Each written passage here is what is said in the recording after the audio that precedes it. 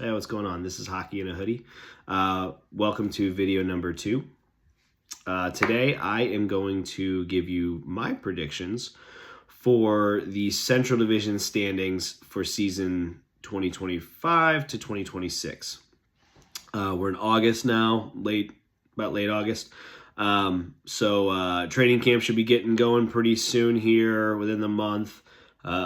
Excuse me. So players going to start reporting, so it's going to be exciting. Got a lot coming up, so I figured now was a good time to start talking about my predictions, I should say, for the upcoming season. So we'll just get right into it. Number 8, I have Chicago.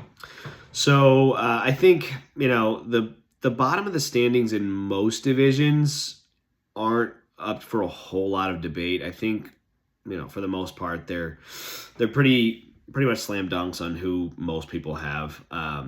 So Chicago is still being in a rebuild. I put them there. Not a whole lot to say on them. I think they should be good in the next few years here. But I still think they got some work to do still. But they got Connor Bedard. They got I can't think of his name right now, but they drafted a kid like 2 or 3 overall the year after Bedard. His name's escaping me, but they'll be all right in a few years. But I think they got some work to do still. Moving on, I got Nashville at 7. So Nashville, they took a big swing. Well, they took 3 big swings back in or last summer, going into the 24-25 season, with picking up Steven Stamkos is a free agent from Tampa. They got Jonathan Marchessault from Vegas, also a free agent, and then Brady Shea on the back end. And out of the gates last year, Nashville just absolutely lacked chemistry. That was their biggest problem. They have good pieces. They have the 3 that I mentioned. They got Ryan O'Reilly. Obviously, I'm going to be a big supporter of Ryan O'Reilly, being a Blues fan. They got what's his name there? I don't know why their goalie's name is escaping me at the moment. I have Askarov in my head. I know it's not Askarov. He got traded. I don't. That's going to drive me insane. I'm sure I'll remember the second I end this video. Anyways, so yeah, I got Nashville at 7. They could prove me and many others wrong and find the chemistry this season, and they're ripping it up. Who knows? But for now, they're at 7. Number 6, I put Minnesota. So this one might be controversial to some folks. I don't know. Really, I based it off of what happened last year when they were without Kaprizov. And I know they had a few injuries, but every team has multiple injuries in a season, right? It's very rare to go a season without losing any key players. And I know Kaprizov is the driver on that roster, but my God, they were a damn good hockey team in the early part of the season last year. Kaprizov looked like he was headed for the Hart, and then once they lost him, they fell off a fucking cliff. They were hemorrhaging, and they still managed to find their way into the playoffs. So good on them, right? But they were just a mess. They had just built themselves such a such a long leash with what they'd done early in the season that it helped them when they were struggling. But yeah, I feel like they lack something, because I understand Kaprizov is a hell of a hockey player, but losing one player should not torpedo your season like that. You have to have something that can keep you afloat, and they just didn't. Now, who knows? Maybe this year, if something happens to Kaprizov, hopefully nothing does. I hate seeing players go down with injury. But hopefully, maybe they find whatever that piece was. Maybe they already found it, and they might be a much better team than I have them. But for now, I got them sitting at number 6.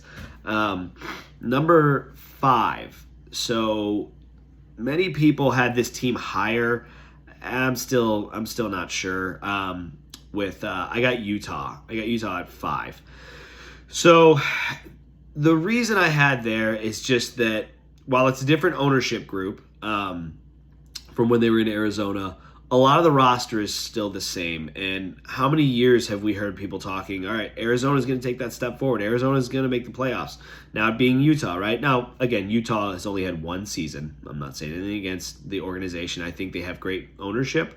They have good Bill Armstrong. I'm a big fan of Bill Armstrong from his days in St. Louis. He was the head of amateur scouting here for a while. So I think they have really good people making decisions over there. I just think that it's not quite there yet this season, but they have fantastic pieces. For example, Clayton Keller, St. Louis born kid. He's always lighting up the stat sheet when he plays against the Blues. And, I mean, most teams, but because I think he had a 90 or 100-point season one year.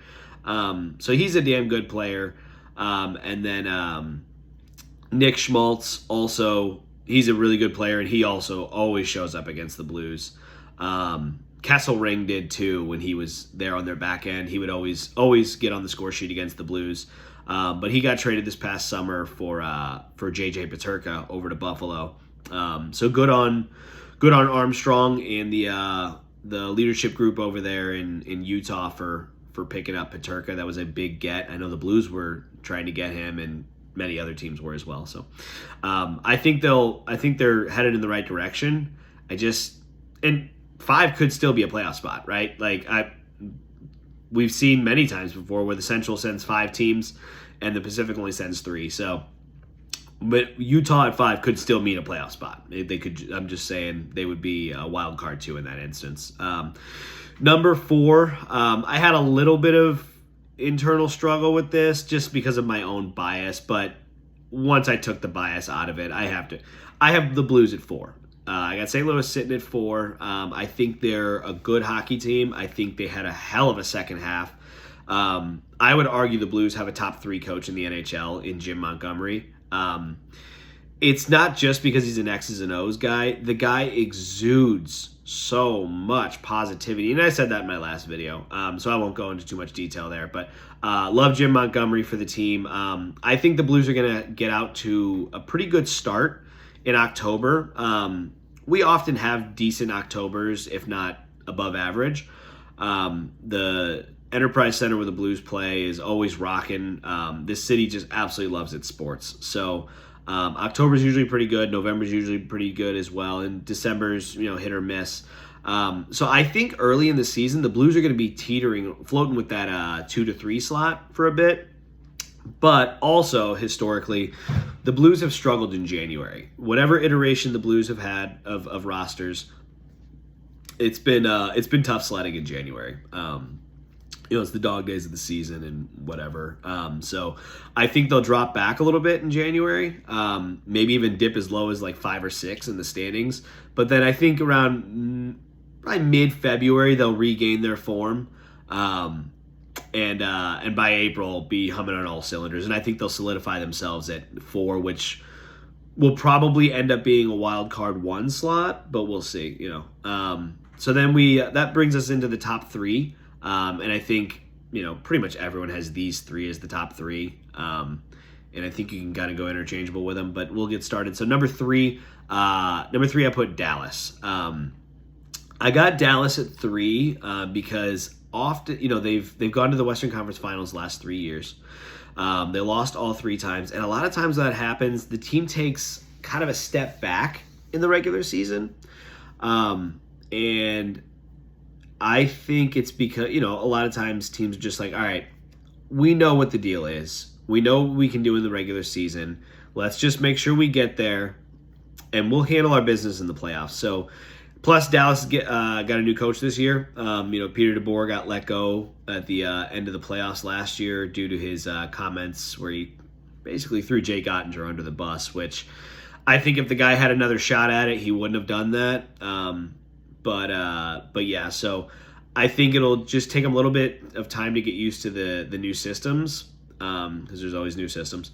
But I think Dallas is going to be just fine. I could see them going all the way and winning the cup or going to the cup final. I really could see that for Dallas. So I got them at 3 for the divisional standings. Numbers 1 and 2. I put 2. I have Winnipeg. I think Winnipeg is just going to drop 1 slot back this year. I think I want to say they're going to be without Lowry for their captain for about, I want to say to like December. Yeah, like December, something like that. So I think they'll still be a very good team. We all know how good Connor Hellebuck is in the regular season. How he does in the playoffs. Yeah, that's still a question. I know some Winnipeg fans feel like that question was answered last year. I do not agree with that one bit. Obviously, I'm biased being a Blues fan, but we took it to Winnipeg, and Winnipeg they played pretty well, but they weren't playing up to the level they were throughout the season, and they needed Hellebuck to be otherworldly, and he just wasn't. Like, he let in some soft goals. He always lets in soft goals in the playoffs. So that remains to be seen. But again, this isn't about the playoffs. This is just about the regular season divisional standings. So, yeah, I got Winnipeg at 2. Good on him for picking up Jonathan Toews. Hell of a leader. He's done it. He's won it at every level. He's a member of the Triple Gold Club. He's got 3 Stanley Cups. The guy is just a winner. And I always root for guys to be able to go out on their own terms. And even though I spent years hating Jonathan Toews for what he did to the Blues for years, I'm still a hockey fan, right? And I hate seeing guys go out because their bodies stop doing it for them. I love when they can find their way back, and they can ultimately go out on their own terms. So good on Toews. I wish him nothing but the best. I hope he has a good season. And yeah, so that's Winnipeg. I got them at 2. And then, so if you're counting, that brings us to number 1, and that will be Colorado for me. Colorado, they got Cale Makar, Nathan McKinnon, who are absolute fucking workhorses. Again, like I said, I love the Blues, but I love hockey as well. And they're just fun to watch, right? Like, if you don't enjoy watching Cale Makar and Nathan McKinnon play hockey, either you are just too blinded by your bias of your own team, or I don't know, maybe you just don't like hockey or something. I don't know. The two are unbelievable to watch on the ice.